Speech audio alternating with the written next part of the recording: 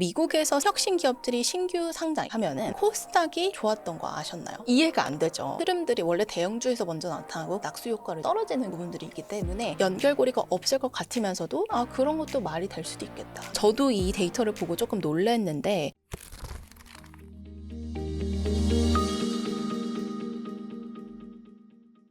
미래에셋 자산운용의 김수정 본부장님이십니다. 안녕하세요. 네, 안녕하세요. 녹화일 기준으로 삼성전자, 하이닉스, 레버리지 상장한 날이거든요. 와, 아침부터 시장이 난리가 아니죠. 난리가 보통 이제 저희가 타이거 하면은 반도체, 대형주 이렇게 주로 말씀을 많이 해주셨는데 네, 오늘은 맞습니다. 또 다른 얘기를 해주신다고? 물론 지금 코스피 관련돼가지고 투자자분들이 굉장히 관심이 많고 대형주 위주로 이목이 쏠려 있는 거는 맞는데 그럼에도 불구하고 저희가 하반기를 앞둔 이 시점에서 코스닥도 볼 시기가 되지 않았나 이런 생각이 들어서 오늘은 코스닥에 대해서 이야기를 한번 해보려고 합니다. 코스닥을 액티브로 내신다고요? 코스닥은 일단 코스피랑은 조금 다른 것 같아요. 제 생각에는 투자를 하실 때 코스피보다도 훨씬 더 어렵다라고 생각을 하실 것 같아요. 어쩔 수가 없는 게 삼성전자나 뭐 SK하이닉스, 현대차 이런 기업들이 코스피의 주를 이루고 있는데 그 기업들에 대한 뉴스는 정말 끊임없이 업데이트가 되고 나오기 때문에 팔로우업을 하는 게 그렇게 어렵지는 않아요. 나오는 자료들도 많고 다루는 뭐 유튜버분들이나 이런 분들도 굉장히 많아서 근데 코스닥은 조금 다릅니다.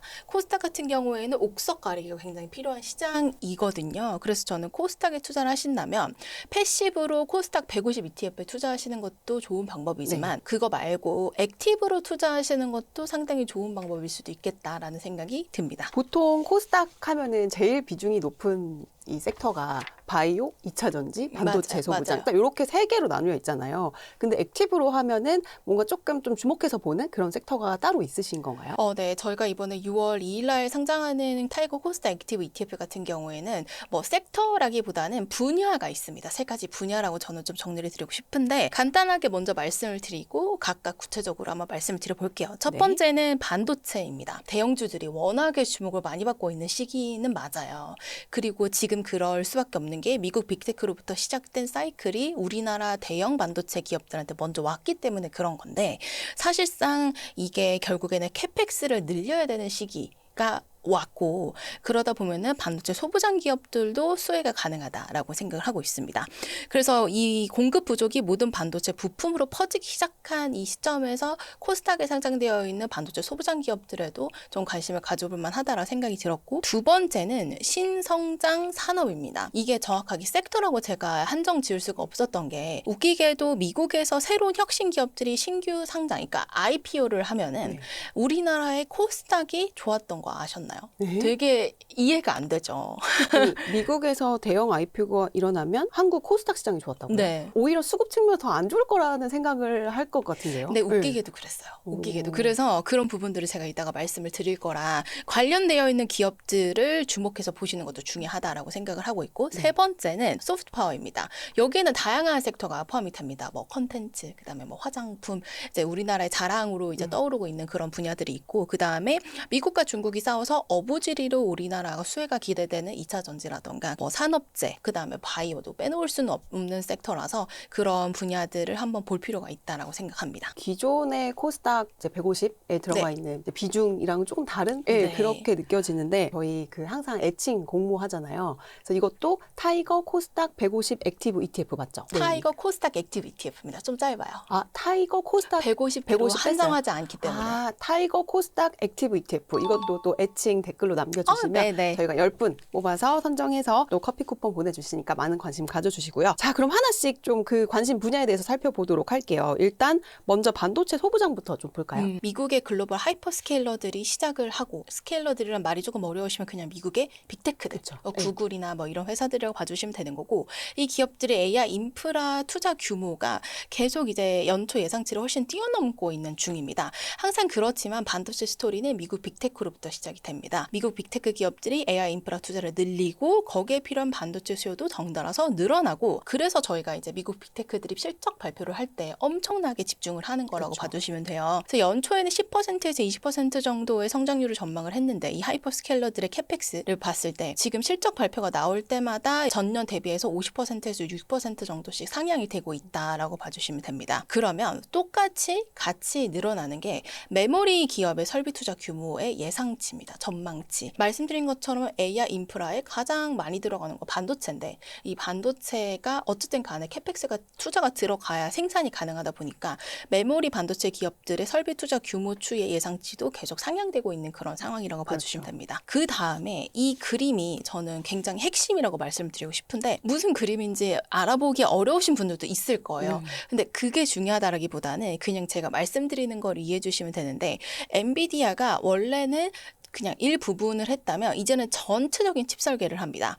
AI가 발전하다 보니까 추론도 해야 되고 에이전틱 AI도 들어가야 되고 그렇죠. AI가 너무 광범위하게 쓰이는 거예요. 그래서 발전을 하다 보니까 전체를 설계하게 됩니다. 그러다 보니 모든 부품의 리드 타임이 늘어났습니다. 이 리드 타임이라는 거는 반도체를 수주를 냈는데 공급을 실질적으로 받을 수 있을 때까지의 시간이라고 말씀드리면 될 것 같아요. 네. 그래서 단위가 weeks입니다. 그러니까 몇 주가 걸리느냐. 시간이 지날수록 점점 더 리드 타임이 늘어나고 있어요. 소재, 그다음에 부품 분야는 오랫동안 투자를 좀 받지 못했었는데 이런 상황 속에서 수요가 너무 폭발하다 보니까 공급 부족이 나타나기 시작하고 납기가 지연되고 리드 타임이 늘어나는 것처럼 그다음에 가격 상승이 동시에 일어나서 판매를 하면 할수록 남는 게 많은 그런 구조를 가지게 되고 있습니다. 수요가 이렇게 늘어나다 보니까. 네. 그래서 이제 타이거 코스닥 액티브 ETF 같은 경우에도 반도체 소부장 기업들 중에서도 이 AI 트렌드 수혜 가능성이 있는 그런 기업들을 좀 선별적으로 투자를 한다라고 봐주시면 됩니다. 곳곳에서 AI 수요 폭증을 확인할 수 있는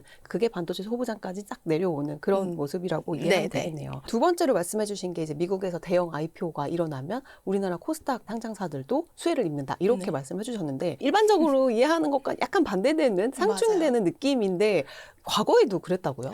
과거에 그랬기 때문에 저희가 이렇게 말씀을 드리는 겁니다. 물론 뭐 미래가 어떨지는 저희도 모릅니다. 하지만 과거에 그런 이력들이 있었고 사실 가만히 앉아서 생각을 해보면 논리적으로 이해가 되는 부분이기도 하거든요. 그래요? 네, 제가 과거 데이터를 한번 보여드려 볼게요. 2014년에 알리바바가 상장을 했을 때 우리나라 화장품 기업들, 그 다음에 미디어 기업들의 주가가 상대적으로 좀 좋았습니다. 알리바바가 상장했는데 국내 화장품과 미디어 기업들 주가가 좋았다고요? 그렇죠. 근데 그랬던 이유는 제가 생각을 해보면 알리바바에서 우리나라 화장품을 판매할 수 있기 때문이라고 저는 생각을 해요. 그러니까 이게 전 세계 금융시장이 굉장히 나눠져 있는 것 같으면서도 다 연결이 되어 있구나라는 생각이 듭니다. 2021년도에 리비안이 상장을 했었는데 그때는 뭐 저희가 굳이 얘기하지 않아도 2차 전지가 굉장히 이목을 끌던 그런 시기였습니다. 리비안이 굉장히 핫했던 전기차 맞습니다. 스타트업이었잖아요. 네, 전기차 스타트업. 근데 이 기업들이 상장을 한다라는 건 그 산업이 주목을 받는다는 의미거든요. 근데 그렇게 생각을 하면은 아무래도 그 대형 기업들이 IPO를 한다는 소식이 동일한 산업의 기업들에 대한 주목도도 많이 올라가게 되는 거고, 그 다음에 혹시 모를 대규모 수주 모멘텀도 있을 수도 있는 거고, 그렇죠. 같이 일을 하다 보면은 그 다음에 산업에 대한 성장성 재평가 가 같이 일어나는 것 같아요. 그러다 보니까 되게 연결고리가 없을 것 같으면서도 또 가만히 앉아서 생각을 해보면 그런 것도 말이 될 수도 있겠다. 그런 생각이 들더라고요. 그 산업에 대해서 사람들이 과거에는 그렇게 큰 관심이 없었다면 많은 언론이나 기사들이 나오는 기업에 IPO를 한다라고 하면은 여기서부터 나오는 뭔가 이제 새로운 성장성이 있을 수도 있겠고 내가 이 산업에 대해서 너무 관심을 안 가졌나 싶었던 분들도 계실 거라서 그런 부분들이 코스닥에도 반영이 된다라고 봐주시면 됩니다. 그래서 2026년부터 2027년까지의 이제 얘기들이 나오고 있는 IPO 계획들 뭐 얘기들을 한번 보면은 스페이스X는 이미 뭐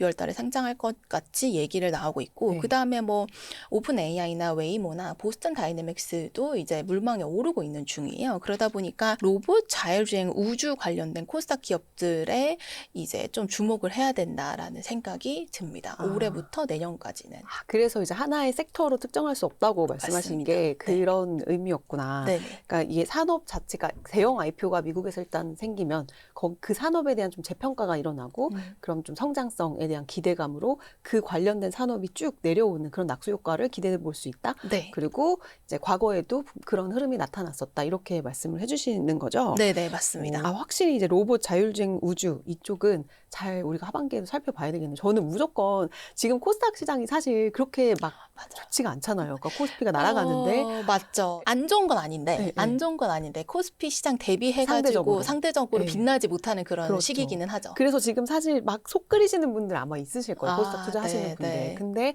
이제 하반기에 이런 대형 이벤트들이 이제 코스닥까지 낙수 효과를 볼 수 있다. 이렇게 우리가 좀 생각해 보면 되겠네요. 물론 대형주의 네. 장세가 꺾일 거라 생각하지는 않습니다. 근데 이런 흐름들이 원래 대형주에서 먼저 나타나고 그 다음에 이제 낙수 효과로 이제 떨어지는 그런 네. 부분들이 있기 때문에 저희가 생각을 해볼 수 있는 그런 지점들이 있어서 그렇죠. 말씀을 드린다라고 그리고 사실 봐주시면 됩니다. 하려면은 이럴 때 남들이 관심 없을 때부터 관심을 좀 가져줘야지 항상. 나중에 항상 그렇더라고요. 네. 그리고 마지막으로 또 말씀 주셨던 게 K 소프트 파워였나요? 네, K 소프트 파워인데 뭐 K 컨텐츠는 제가 막 굳이 엄청나게 열심히 말씀을 안 드려도 이미 그렇죠. 피부로 너무 느끼고 그럼요, 계실 것 그럼요. 같아요. 기사도 자랑스러운. 너무 그럼요. 기사도 너무 많고 실질적으로 눈에 보이니까 K 컨텐츠는. 근데 이 K 컨텐츠가 엄청나게 소비가 많이 되면서 대표적으로 같이 덩달아서 수혜를 본 산업을 고르려면 저는 화장품인 것 같거든요. 그래서 저도 이 데이터를 보고 조금 놀랐는데 미국의 국가별 화장품 수입 비중이라던가 이제 금액이라던가 이런 거를 보면은 우리나라가 압도적입니다. 근데 그래요? 여기서 어느 나라를 제쳤는지를 보면은 네. 이제 여자분이시니까 아실 것 같은데 프랑스랑 캐나다를 제쳤어요. 프랑스는 진짜 거의 넘사벽 맞아요. 1위. 쉽지 않아요. 그리고 이제 다양한 회사들이 대부분 다 프랑스고 올리브영 같은 데 가서 저희가 구매를 하더라도 아 프랑스 제품은 좋지 이런 생각을 그렇죠. 하잖아요. 캐나다랑. 그럼요. 근데 미국에서는 오히려 반대로 프랑스랑 캐나다를 제치고 우리나라의 화장품의 비중, 수입 비중이 가장 높아졌습니다. 그래서 이런 부분들을 봤을 때는 이게 그렇게 쉽게 바뀔 것 같지는 않아요. 제 생각에. 워낙에 K 컨텐츠도 지금도 워낙에 잘 퍼지고 있는 그런 상황이라서 그래서 코스닥 시장 내에서 수익 가능성이 있는 화장품 컨텐츠 그리고 피부 시술 관련되어 있는 그런 기업들도 같이 한번 볼 필요가 있겠다라는 생각이 듭니다. 한국 화장품 하면 우리나라 여성들이 제일 가치를 낮게 평가하고 있는 느낌이 들어요. 그렇긴 한데 네. 사실 생각보다 소비하시는 분들도 많이 쓰시지 않나요? 많이 쓰는데 그거 우린 너무 당연한 너무 거고. 당연하죠. 옛날부터 너무 많았으니까. 그렇죠. 맞아요. 외국 친구들 만나면 정말 화장품 얘기밖에 안 해요. 제가 이게, 네. 미국에 출장을 가잖아요. 그러면 저는 항상 마스크팩을 사가요. 아무것도 아니에요. 저희 맞아요. 입장에서 아무것도 아닌데. 사실 1,000원, 2,000원 이런 거 맞아요. 있잖아요. 근데 네. 막 너무 고맙다고 맞아요. 난리도 저는 아닙니다. 그런 기억도 있어요. 멕시코 친구가 피부를 이렇게 만져보면서 한국 사람들은 왜 이렇게 피부가 좋아? 용어가 있어요. 글래스 스킨? 맞아요. 그 속광, 물광. 광나는, 광나는 유리같이 광이 나는 그 피부 표현에 대해서 굉장히 그러니까요. 관심을 많이 네. 보이더라고요. 확실히 K 이 뷰티는 정말 앞으로도 지금도 너무 훌륭하게 잘하고 있지만 앞으로도 성장성이 굉장히 높은 맞아요. 기업들이 더 많이 생겨날 것 같아요. 그리고 네. 여기가 또 스타트업들이 많아서 맞습니다. 예. 자금 회사들도 많고 그리고 피부 시술 관련돼 가지고 기업들도 되게 많아요. 그쵸. 근데 그 기업들도 덩달아서 같이 네. 이제 좀 수혜가 기대되는 그런 부분들이 있다라고 봐주시면 맞아요. 됩니다. 우리가 꼭 이 산업은 정말 집중해서 봐야 될 것 같아요. 근데 아무래도 이 코스닥 투자하시는 분들은 사실 바이오랑 뗄래야 뗄 수 없는 관계잖아요. 뭐 3월 달에 액티브 ETF 상장하고 나서 또 3천당 제약 이슈가 있기도 했고 바이오 섹터에 대해서는 좀 어떻게 이 ETF에서는 가져가고 있으세요? 코스닥을 얘기를 하는데 바이오를 뺄 수는 없습니다. 물론 말씀 주신 것처럼 산정단 대학의 이슈도 있었고 타이거 ETF의 상장 시기가 오히려 지금 6월 달이기 때문에 그 이슈에서 조금 벗어나 있기는 그쵸. 한데 바이오 회사 투자가 정말 어려워요. 왜냐하면 기업마다 파이프라인이 다 있고 근데 그 파이프라인마다 가치 평가를 다 해야 되는데 이 파이프라인을 도대체 어느 정도의 가치를 가지고 있는지 평가를 했을 때 되게 애매한 부분들이 많죠. 네. 과연 이게 승인을 받을 것인가 어디까지 임상이 될 것인가 얼마나 성장성이 있는가 뭐 상용화까지도 어느 정도가 될 것인가 이런 부분들이 되게 어려워서 바이오 투자하실 때는 옥석 가리기를 진짜 하셔야 된다라고 말씀을 드리고 싶습니다. 그리고 바이오 기업들의 변동성도 높고 그러니까 우리나라의 바이오 산업 전체적으로만 보면은 그렇게 나쁜 상황은 아니에요. 그러니까 뭐 예를 들어서 글로벌 제약사들 있잖아요. 전 세계적으로 유명한 글로벌 제약사들의 특허 만료가 되는 약품들이 굉장히 많이 있습니다. 네. 이제 올해나 내년에 이제 만료가 되는데 그런 제약사들 입장에서는 본인들이 처음부터 이제 개발을 할 수도 있는데 그럼 너무 힘들고 시간이 오래 걸리다 보니까 전 세계적으로 쫙 봅니다. 그리고 괜찮은 것들에 대해서 사가죠. 그래서 이제 기술 이전이라는 얘기들이 많이 나온 건데 그런 것들을 할 수 있는 우리나라 바이오 회사들도 분명히 있다라고 생각을 하고 있습니다. 그리고 이제 실질적으로 이 바이오 산업이나 뭐 기술 이전에 대해서 관심이 많으신 분들은 아시긴 할 텐데 중국의 바이오 회사들과 체결을 좀 맺고 있기는 해요. 지금 미국의 제약사들이 네. 의외죠. 미국과 중국 사이가 이렇게 안 그러게요. 좋은데. 근데 아직까지 바이오까지 미치지 않았을 것 같아요. 경험했던 것처럼 방산, 조선, 2차 전지가 그랬듯이 언젠가는 바이오도 미국과 중국의 사이가 악화되면서 우리나라 바이오 기업들이 어부지리를 누릴 수 있는 그런 시기가 올 수도 있다. 그런 가능성도 있다라는 말씀을 조금 드리고 싶습니다. 물론 시간이 필요한 상황인 것 같아요. 제가 봐도 시간이 필요하고 여러분들의 신뢰를 회복하기 위해서 바이오 기업들을 좀 보여줘야 되는 부분들도 있어요. 확실히. 하지만 글로벌 환경은 괜찮고 옥석 가리기를 잘 하면은 우리가 이 바이오의 흐름이 왔을 때 다시 한번 기대를 해볼 수 있겠다. 이런 부분들이 있습니다. 길목을 지키고 있다가 지금 뭐 미중 갈등이 계속되고 있는 상황이니 사실 그건 시간 문제라고 보거든요. 우리 기업들에게는 이제 당연히 긍정적인 영향을 미칠 수밖에 없겠죠. 근데 이제 지금 상대적으로 다 이제 투자도 다 내가 돈이 많으면 여기도 하고 여기도 하고 여기도 하겠지만 뭐든지 다 상대적인 거잖아요. 맞아요. 코스피 시장이 5천을 넘었을 때만 해도 이제 코스닥에 대한 뭐 3천 다 갈 거다 막 이런 얘기들도 많이 나왔었고 그래서 관심이 높았었는데 다시 코스피가 막 8,200을 막 넘어가기 시작하니까 네, 촬영일자 기준으로 예, 코스피가에 관심이 더 많이 쏠린 지금 상황이긴 해요. 맞아요. 그래서 중소형주의 흐름도 좀 긍정적으로 흘러갔으면 좋겠는데 타이거가 사실 코스닥 ETF 굉장히 다른 운용사들에 비해서는 조금 더 늦게 내는 편이잖아요. 맞아요. 약간 전략적이신 거죠? 저희의 입장에선 조금 그렇습니다. 이전에는 이제 반도체 얘기를 많이 말씀을 네. 드렸었고, 이제 반도체 상품들에 대해서 말씀을 많이 드렸었고, 대형주 위주의 포트폴리오를 가지고 있는 ETF들에 대해서 좀 말씀을 많이 드렸었는데, 그 ETF들도 여전히 저는 매력적이라고 생각을 합니다. 코스피에 대한 시장을 비중을 줄이고 코스닥에 투자하세요는 아니지만, 코스닥 시장도 지금부터 볼 필요가 있다. 뭐 이 정도로 생각해 주시면 될 것 같아요. 오는 6월 2일 날 타이거 코스닥 액티브 ETF가 상장을 하니까 액티브 ETF다 보니까 운용사마다 담는 종목이나 비중이나 이런 것들 차이가 많이 날 겁니다. 그래서 그런 부분들을 한번 확인을 하시고 다양한 상품들 라인업을 한번 보시고 타이거 코스닥 액티브 ETF에도 좀 관심을 부탁드리겠습니다. 네, 감사합니다. 타이거 코스닥 액티브 ETF 6월 2일 날 상장한다고요? 6월 2일에 상장합니다. 네, 여러분 또 애칭 남겨주시면 저희가 10분 뽑아서 커피 쿠폰 보내드릴 테니까 많은 관심을 가져주시면 감사하겠습니다. 자, 우리가 코스피가 올라가는 것만큼 코스닥 시장에 지금부터 관심을 가져야 할 시기인 것 같습니다. 네, 오늘 나와주신 김수정 미래에셋 자산운용 본부장님 감사합니다. 네, 네, 감사합니다. 고맙습니다.